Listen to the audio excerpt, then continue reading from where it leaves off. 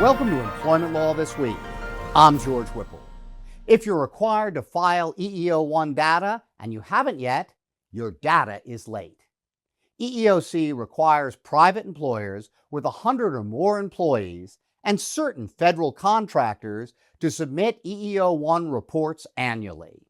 Yesterday, June 4th, was the deadline for employers to file EEO-1 Component 1 data. But if you're tardy with your data, fear not.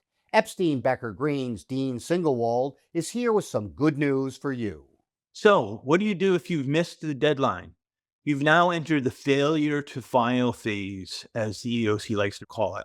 And so you actually do have additional time to submit your EEO-1 reports.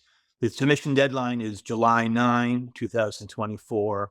The CCP wants to make clear that if you fail to meet that deadline, then you'll be out of compliance.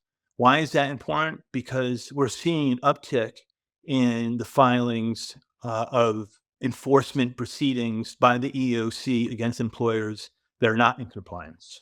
In the last 2 weeks of May, we've seen 15 employers being sued in federal district court in 10 states where the EEOC is looking for a court order to order compliance with the filing requirements of these EEO-1 reports. Now, this may be a blip, or it may be a sign of a new trend. But what we do know is that every administration looks to make their mark. And the Biden administration is no different. Once the 2023 reports have been filed, employers should be turning their attention to 2024, when significant changes to the data collection requirements come online. The EEOC has revised the EEO-1 form to include Middle Eastern or North African under race and ethnicity, as well as an option to select multiple categories in this section. Employers need to ensure that they are properly identifying the demographics of their workforce and putting in place systems to ensure reporting on an annual basis.